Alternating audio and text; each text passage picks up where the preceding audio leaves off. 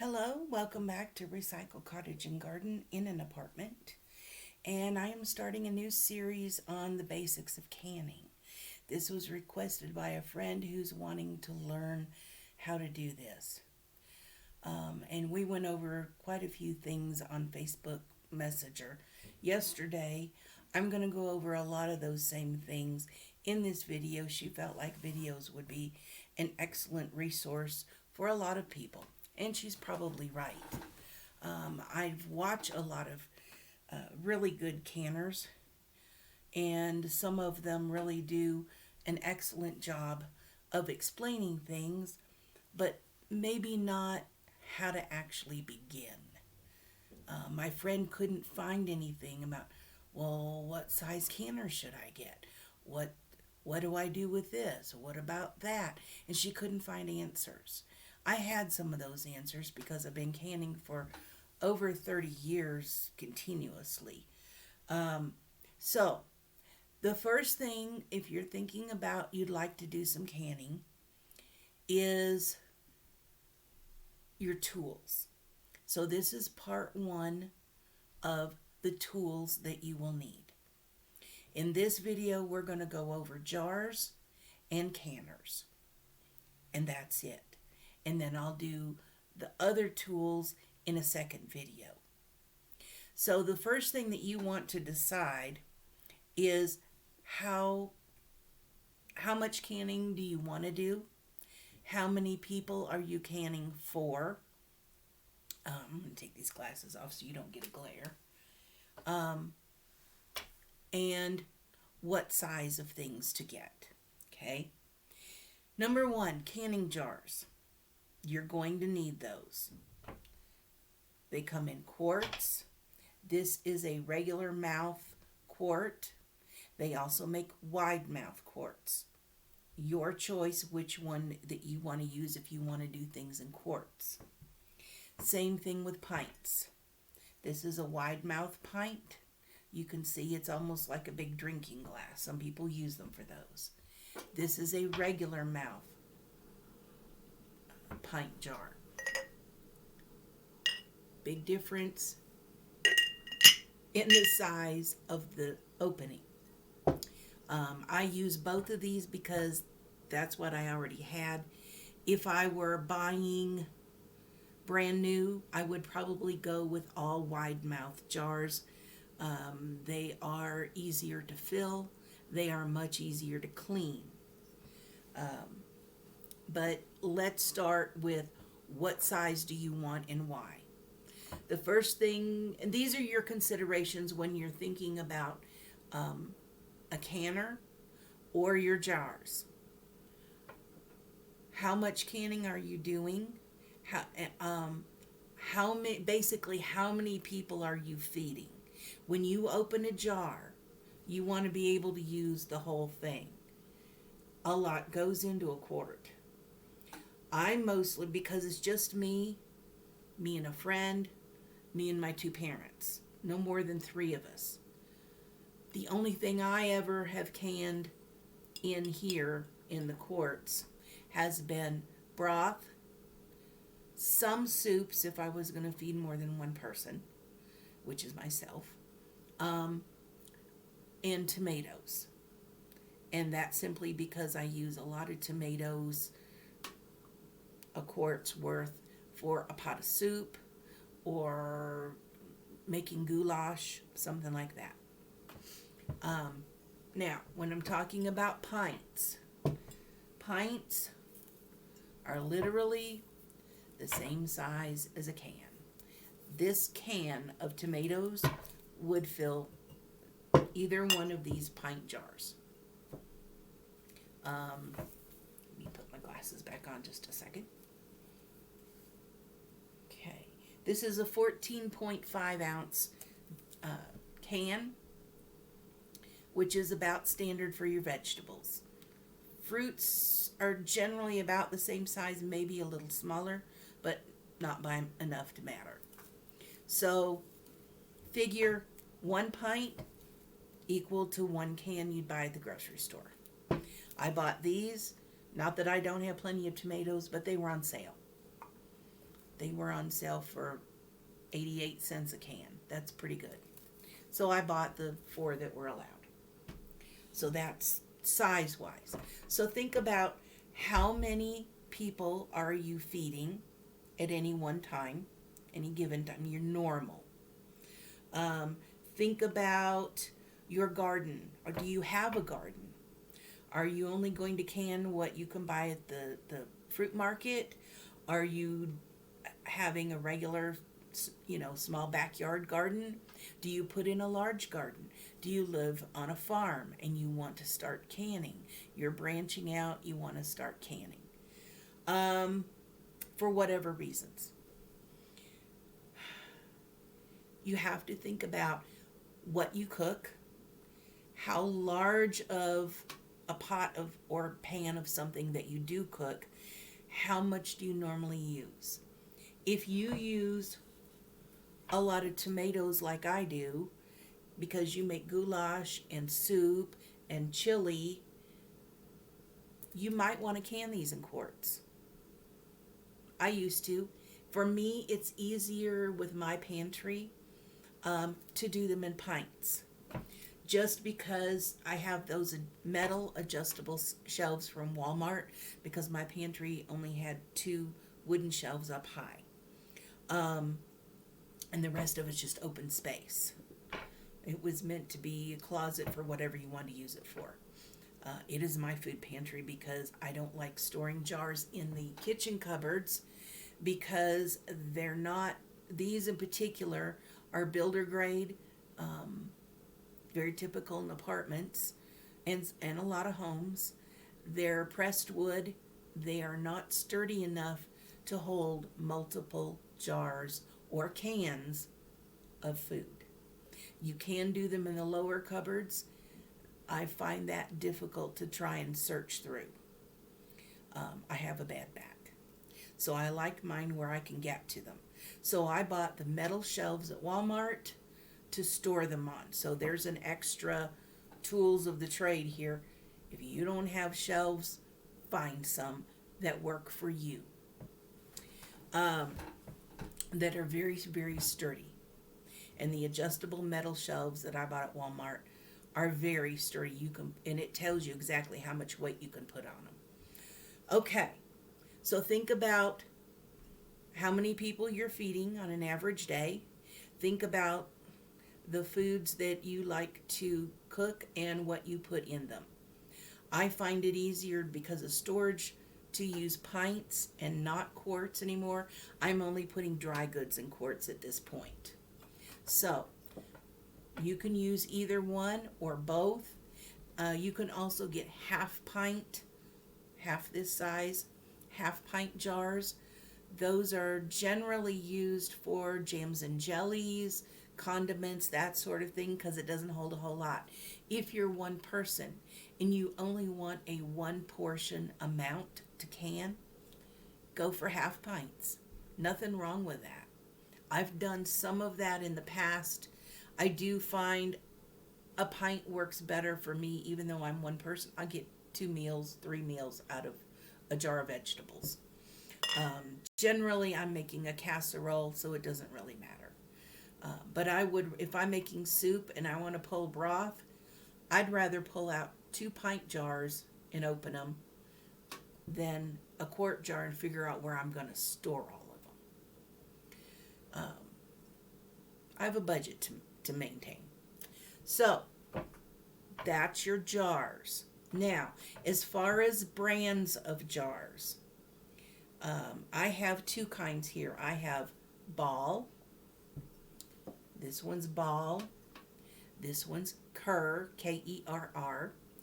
And there is one other brand that Walmart carries, which is made by Kerr, and it's called Golden Harvest. Those 3 are the ones that I have worked with the most.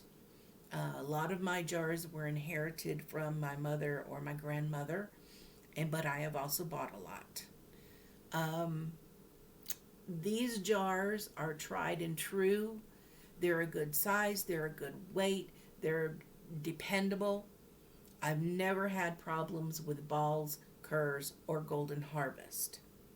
One year I was a little tight on cash, and I thought, to save the money, I'm going to go ahead and buy these Walmart Mainstays brand. I will never do it again. The very first batch I put in the canner, I had a broken jar. And it seemed like the next time that I did it, I had another broken jar. The glass is thinner. That's probably why they're a little cheaper. They might be just fine in a water bath canning, but I don't think they can handle the pressure, and I'm not about to sit there and try and figure out what jar can handle what when I go to start canning. I got too much to do.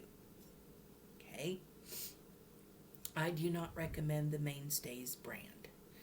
I personally will not use some off-brand I've never heard of unless I can get one to try out. If you're buying jars like I have from thrift stores, yard sales, and so forth, one of the things you need to do as you're looking at them, pick them up, take your finger, and run it around the inside and outside of the rim. If there are any nicks in it, do not use it for canning. You can use it for freezing, you can use it for storage, or just don't buy it. Okay? This is an older one that I have. It has a little tiny nick on the inside, which I know this camera is not going to pick up. It's just a little tiny chip on the inside. This may be one of those that I got at the thrift store last time I went, and I missed this because I couldn't feel it when I ran my finger around the outside or the top edge. It's on the inside. It probably would seal well, but I will go ahead and just use this for storage because I can see now that it's good and clean, and I can see it and I can feel it. Those can cause your lids to fail. So you want to be aware of that if you're inheriting or purchasing used jars. Normally there's no problems with them unless you've got a crack or a chip. If there's cracks, you don't want it. If there's a chip, it's okay for storage. I use them for all kinds of things. I've stored craft stuff in them before. But generally I'll store dry goods in them. Okay, that's the jars. The next thing is there's two types of canning. There's water bath canning and there's pressure canning. Water bath canning is the easiest. It is the quickest. But you can only do high acid foods. That means jams, jellies, pickles, tomatoes, anything pickled.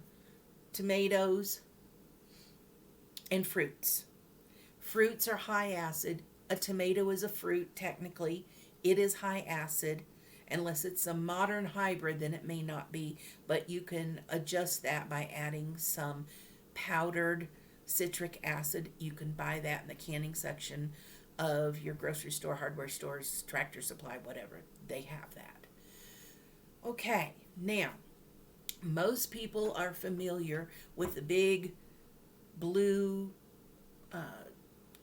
enamel coated pots for water bath canning.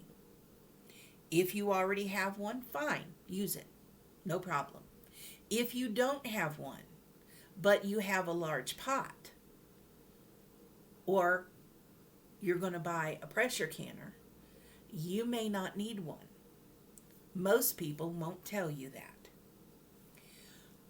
On an occasion where I'm just doing water bath canning, I have this large pot that a friend of mine gave me when she was downsizing. It is stainless steel. It has a very thick bottom. It's what I usually cook. It's got an extra thick bottom. There, you can see that. This is what I usually do if I'm doing big pots of soup. This is Revereware, but it is stainless steel. I do not like to cook in aluminum pots. It's not good for you. You can can in this.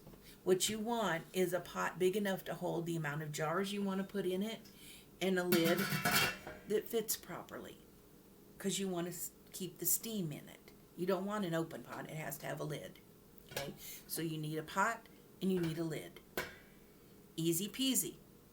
Now, the big blue pots will come with a rack inside. Those are meant to hold quart jars. Most people are going to can quarts when they're water bathing because they're doing tomatoes, other fruits, pickles, and they like them in large jars. A lot of us, there's only one or two of us in the household now, especially if you're my age of 63. We don't necessarily need quarts of things. So you can water bath can in pints as well. Your Ball canning book or online references from Ball will give you the times and how to do it. We'll go over that in the next one of the next videos of what kind of information and where to find it. It's not that hard. Like I say, I'm telling you about some things that you may not know, that you may not be able to easily find out there that my friend couldn't find. So if you're canning in a regular pot, what you can do, if you have, you can do it several ways. If you don't want to buy one of the big canning pots, you can use, if it fits, the little plate that goes in the bottom of a pressure canner. If it fits, you can put it in here and use it. What you're doing is you're keeping your jars off the bottom of your pot. You don't want your jars directly on the item that's being heated. Okay? So you want to have some kind of a buffer. These are just thick enough to keep them off. The holes let the water through, and you can use it this way in a regular pot if it fits. Mine actually does. If you don't have one of these, if you don't want to do pressure canning and you don't have one of these, you haven't found one anywhere or anything like that, my video stopped. Oh, there it goes again. Let's hope it didn't stop forever. If you can't find one of these, or you don't want to use one of these, or you don't want to go to this hassle trying to find one to fit your pot, you can just very easily use a kitchen towel.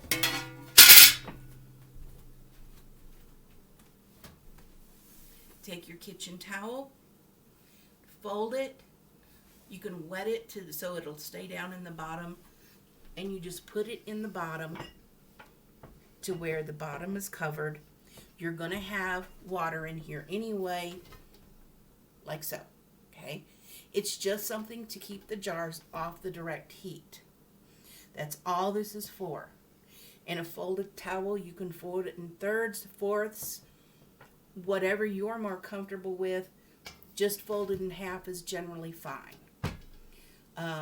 With water bath canning, your water's going to be up 2 to 3 inches above the top of the jar. So you want to make sure that you've got a pot deep enough for the jars that you're doing. I can pretty much do a quart in here. I can go, it's almost 2.5 inches above the top of the jar. That's generally going to be okay. The last time that I canned water bath, I actually used my pressure canning pot. And you can do it that way. Just set that over there. So let me move this one out of the way here.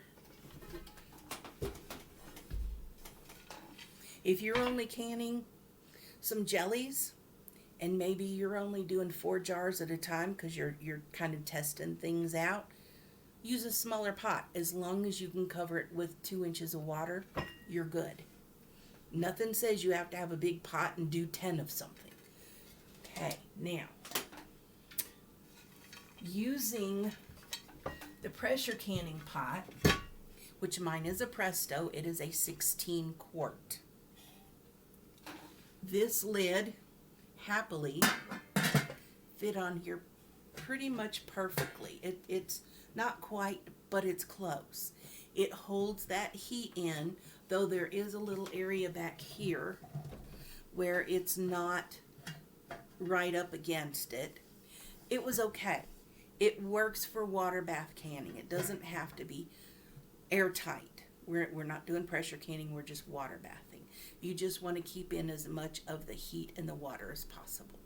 Because once you start canning, you don't want to add cold water to it if the water goes low. Generally, you won't have to. If you follow directions properly, you won't have to. But you never add cold water into a hot pot. You're going to end up with cracked jars. So this is how I did all my tomatoes. I had 50 pounds of tomatoes. I did do 1 in a quart. All the rest were done in pints. One more thing about jars, because it just came to mind. You see the difference in the size of the openings. This one, you can get your whole hand down in there to clean it, or to scoop stuff out of it. This one, you can't. Okay? It's not going to work. So what you want to bear in mind is, what are you wanting to can? Regular mouth jars are usually cheaper than the wide mouth jars by a couple of dollars per case. A case is a dozen. That's how they're sold. Same with the quart size. The wide mouths, you can get your hand all the way down into the bottom to clean. You want to make sure your jars are always good and clean, washed with soap, rinsed really well. Some people, if you have a dishwasher, run them through the rinse cycle right before you start canning. If they've already been washed but just put away somewhere in a box or a cupboard, just run them through the rinse cycle. You can do that. That rinse cycle is usually hot enough also if you're doing something that's hot pack. That's a quick and easy way to do that. I no longer have a dishwasher. These apartments don't come with them. So I have another option for that. We'll talk about that in a different video. So be aware of what you want to can, what's going to be easiest for you to fill, what's easiest for you to clean. And, sorry, that was my phone and I'm going to ignore it. Cleaning these are pretty easy. We'll talk about that in the next video about the other tools you may need. So, with the wide mouth, I generally will put meats. When I do canning using dry beans to can those, because they will swell up with the water that's in the jar, and they're like the beans you get in a can, usually not quite as soupy, and so it's easier to just scrape those out of a wide mouth jar. But anything really chunky, I've got a pie pumpkin I need to can up, because I'm not sure how quickly I'm going to use it, and those they'll be a little bit larger chunks than I would use for a soup, of vegetables for a soup, so they'll go in a wide mouth jar. These are perfect for more liquid things. The regular cooked vegetables, the size you would throw in soups or stews or casseroles, things like that. It's just the larger, chunkier things. I'd rather use a wide mouth. It's much easier to get the items out and make sure I get everything cleaned well. Okay, so when it comes to canners, there are 3 brands that I'm a little bit familiar with, and 2 that I'm fairly familiar with. My first canner was a Miro. Granted, it was 35 years ago, my own personal canner. It was 35 years ago. It canned well for a while, and then it had a blowout. Now, do not let pressure canning scare you. Please do not be afraid of a pressure canner. They have safety measures built in for good reason. Because sometimes we forget, sometimes we do silly things. I had walked out of the kitchen and out onto the back porch for something, was gone a little too long, and it don't take long. And the pressure went too high in that old Miro that I had. And it had the 2 pressure valves that this one does. Let me turn it like this so you can see. You can see this one here. When your steam, when the pressure gets up to where it needs to be, this will pop up, sealing that off and keeping the steam inside. If you have too much pressure because the heat's up too high, this is a little rubber thingy, and there's a hole there. This will pop out, releasing the steam. If there's way too much steam, this will burst out as well. It's, at least that's what I've been told. At the very least, it's going to pop out the rubber one. That's going to release the steam so that you don't have lids blowing off of it or anything. They don't do that anymore. They just don't. They've got these safety measures here for a reason. With my old Miro, it was not as thick as the Prestos. And I don't even remember where I got it. But what happened was the bottom of it rounded, meaning it bowed out this way because of too much pressure inside. There's no fixing it. You can't use it that way. It will not sit on your stovetop flat. Yes, this has rounded edges.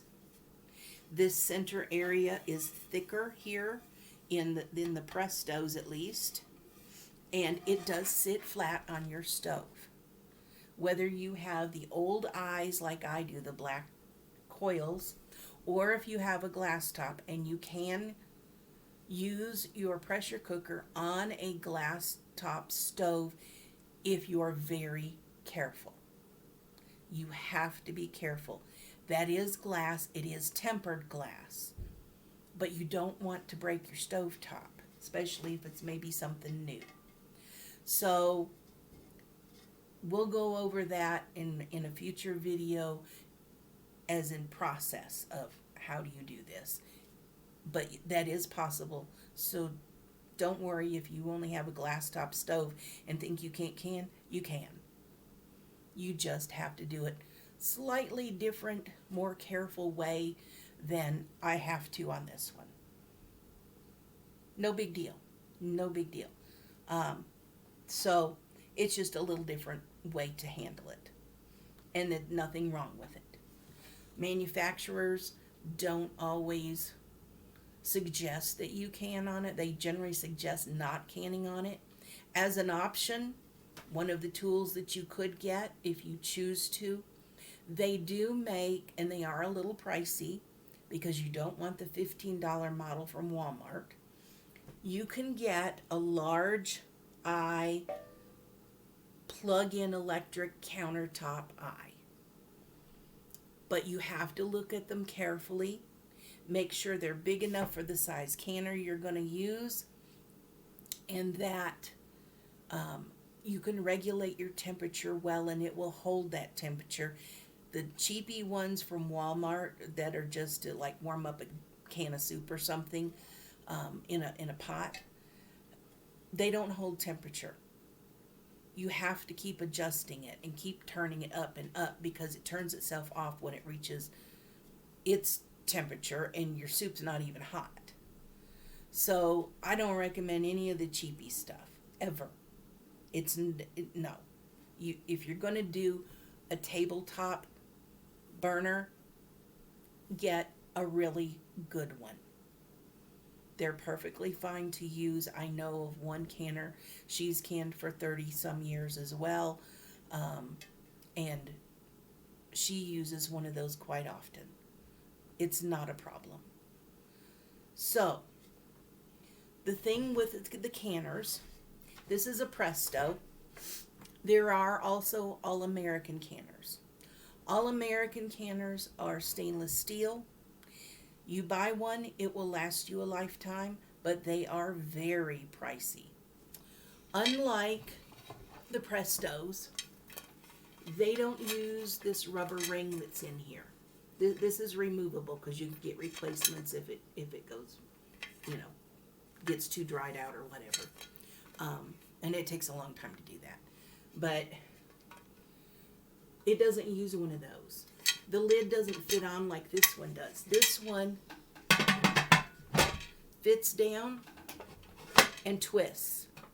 And therefore, where these are indented here, it's cutting in, and there's one that's coming out. It's fitting over top of that so that it will not lift off, no matter what the pressure is. That's why the safety valves are there. And this little metal one, I'm not so sure that pops out. I've been told that, but I don't know. I know the rubber one will. That's a big enough hole to let out any amount of steam that needs to come out. So, let me get off of this pretty quick here before we run out of steam. I do not know what is going on with this Chromebook. It's all I've got right now that works for doing videos. So I'm hoping it seems to be stopping and cutting out. I hope it's not. If I'll look at it later, and I may have to make some adjustments in the description if I need to. Okay, now deciding on what size canner to use. Again, how much are you going to be canning? Do you want to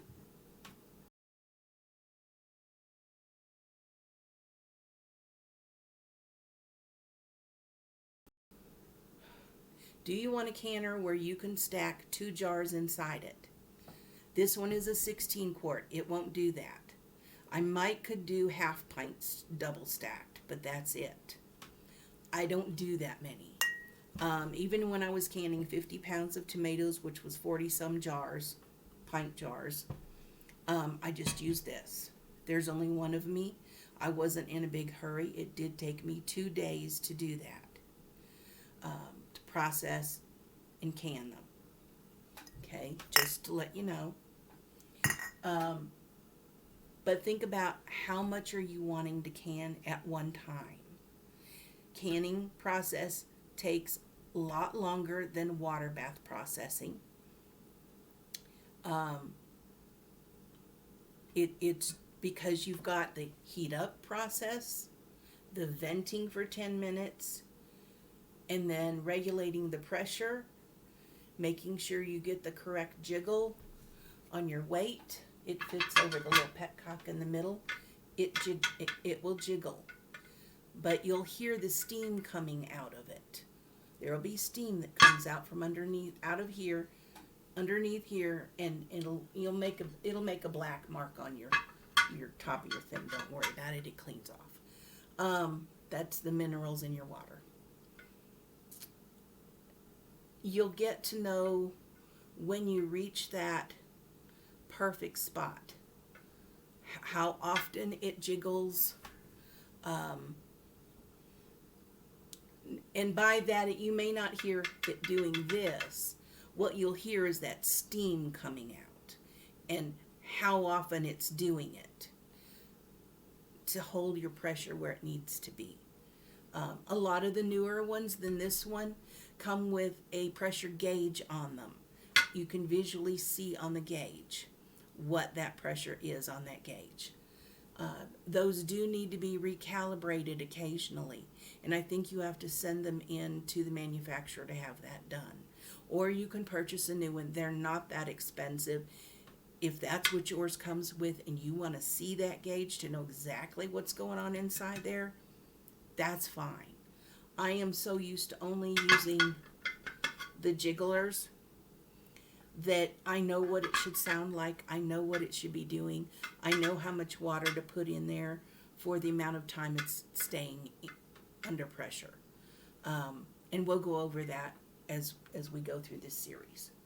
So think about how much you want to can. You also, when you're thinking about what you're canning and how much, are you buying stuff at a fruit market? Are you growing a small garden? Are you growing a large garden? Do you live on a farm where you're going to have a huge garden? Are you putting food away for, a huge number of people?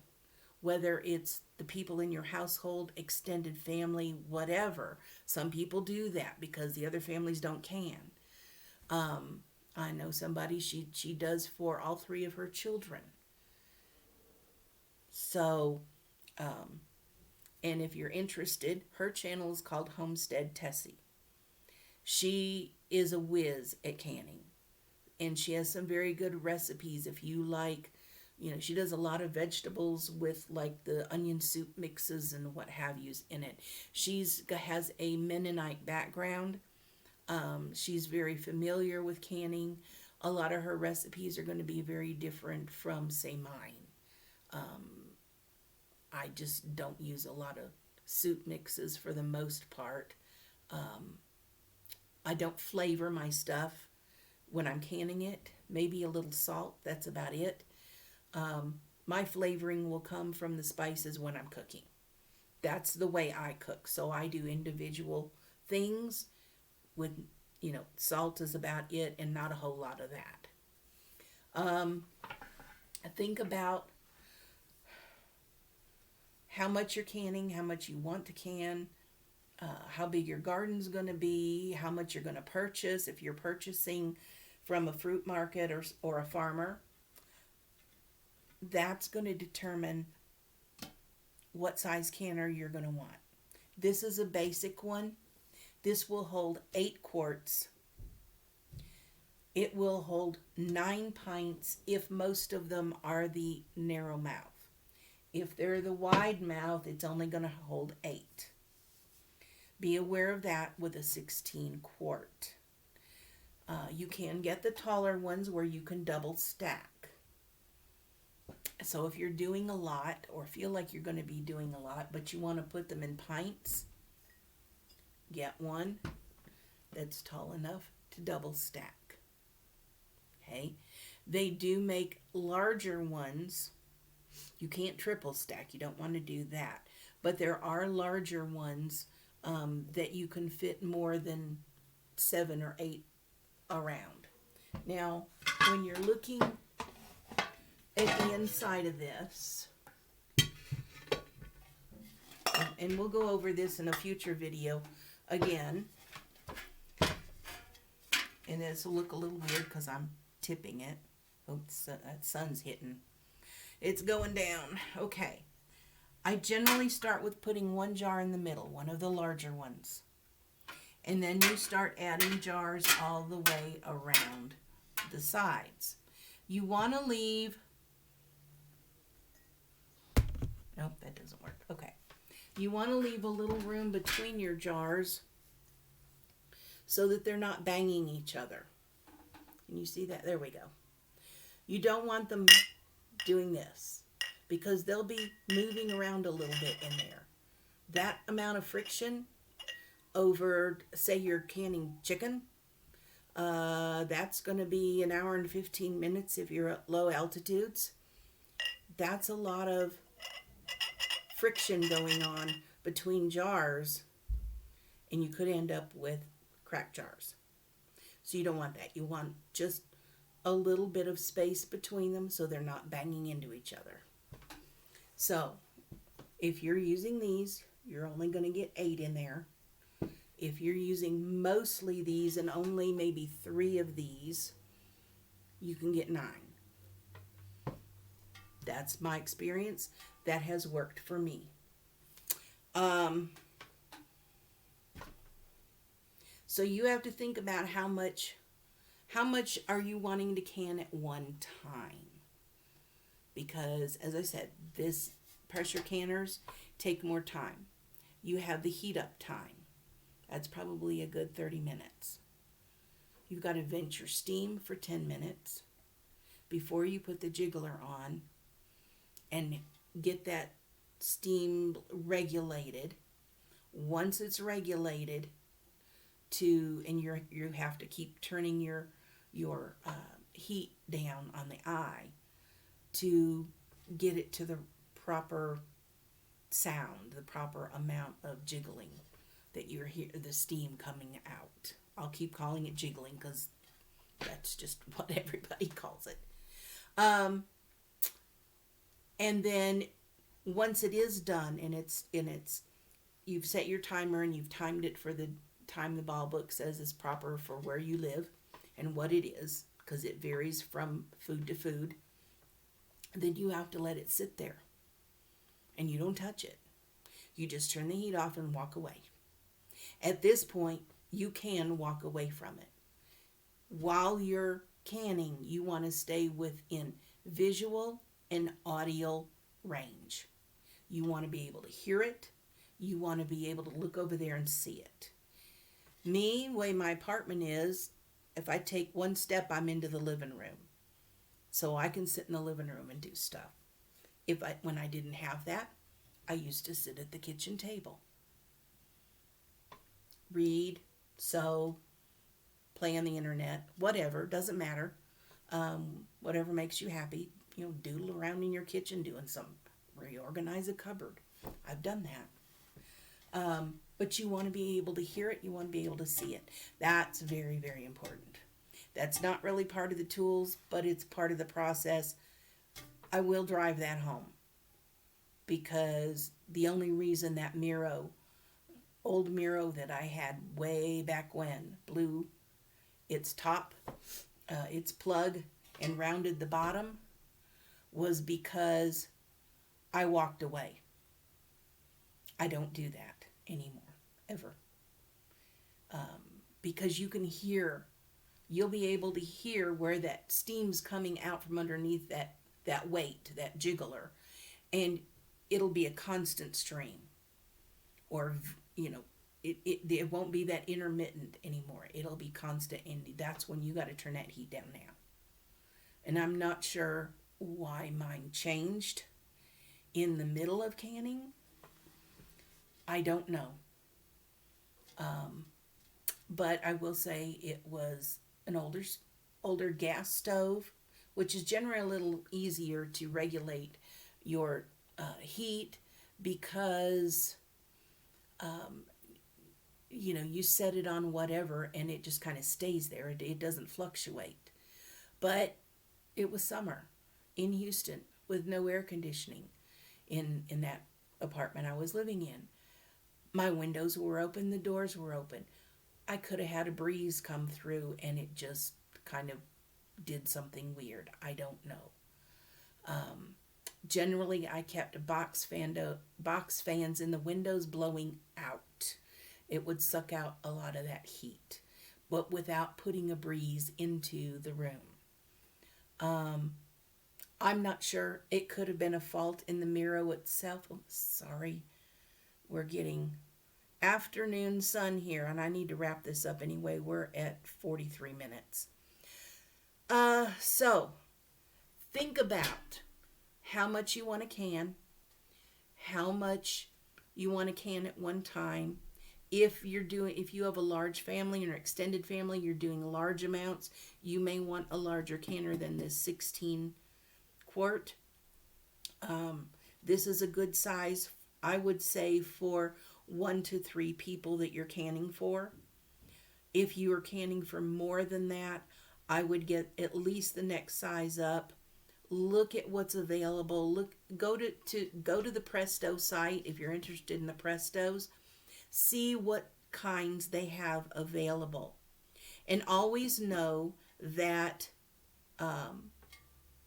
you can get replacement parts for any part on this. Presto still makes them to fit everything or something that will work. The other thing I guess I want to say is, now I've lost it. Sometimes that happens. Too much information rolling around in my head and I've lost it.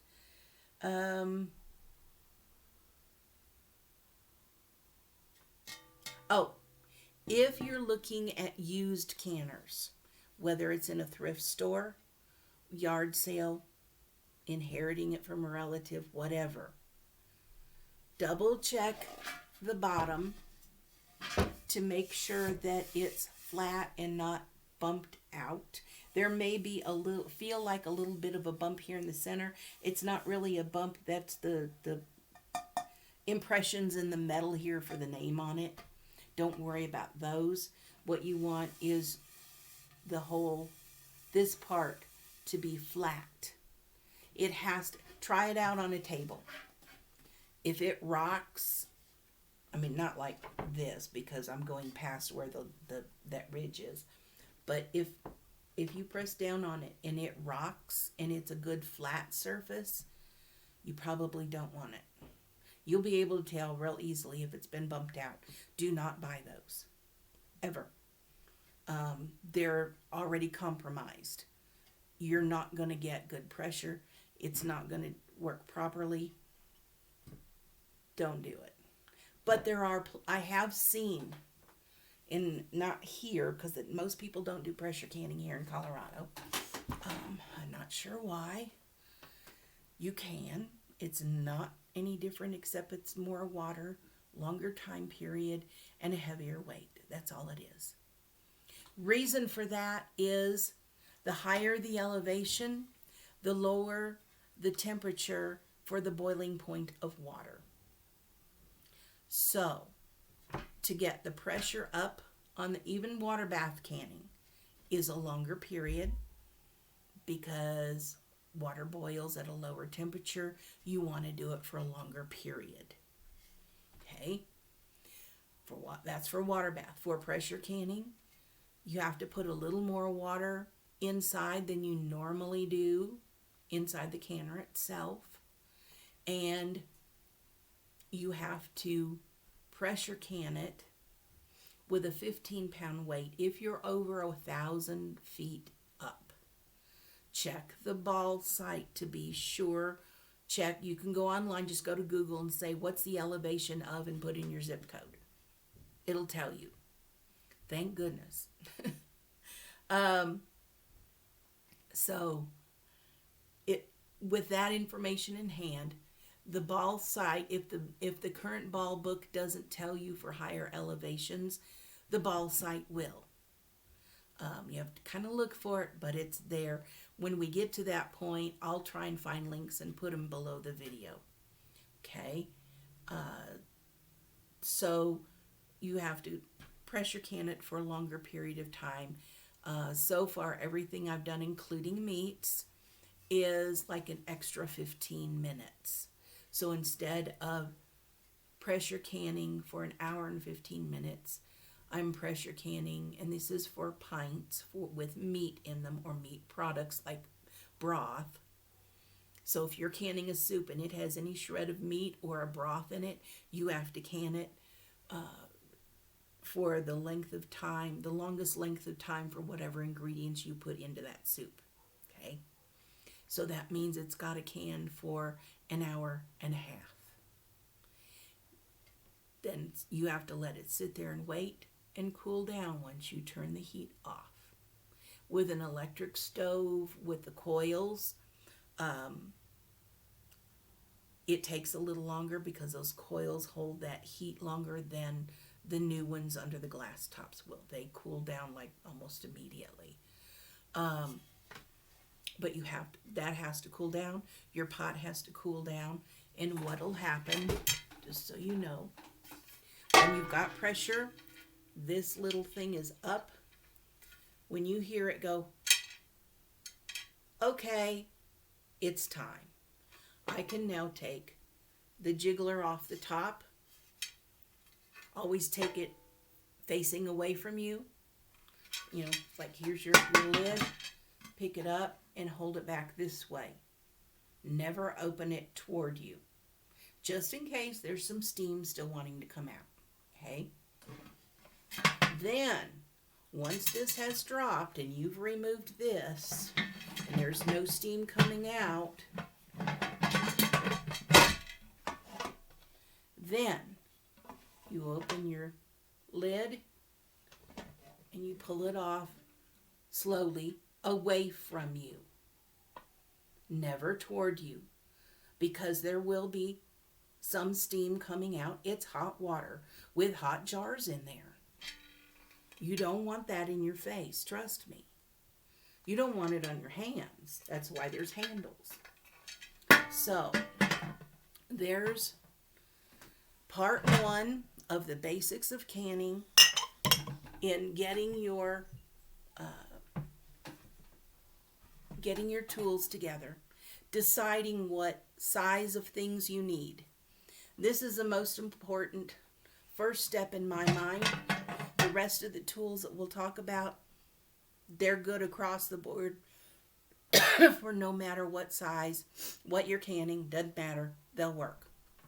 So this is the end of our part 1 in basic canning, the tools of the trade here. And I thank you for joining me for almost an hour. I'm sorry I get a little wordy. I don't want to leave things out. It's one thing my friend was talking about where she couldn't find information. People would show how to do stuff, but they didn't explain why. There is one channel who does. I've not seen anyone do, how to choose a size. It's kind of like they think that you're automatically going to know what size. You don't, unless you sit down and think about it. So think about what I've said as far as how many people you're feeding, how much produce are you going to have at one time, so on and so forth. And we'll get into a little bit more of that even in the future. And next video will be on the rest of the tools that I use, what they do and why they're important, and why some are easier to use than others, and what your options are. So thank you again for hanging in here with me for 52 minutes. Okay, I'm going to shut it down now and double check this. Hopefully it will have saved this entire video and I can upload it. That's going to take a little while, but that's okay. I have a new video that I just put up yesterday. Well, it's today. On the 5th, I uploaded it. It's dated for the 6th because the 6th of December is St. Nicholas Day, and I'm showing all of my St. Nicholas figurines, which is kind of fun. Okay, thank you for watching. Hopefully you'll come back for part 2 of the tools, and then onward into other parts of basic canning that you need to know. Thanks so much. Bye-bye.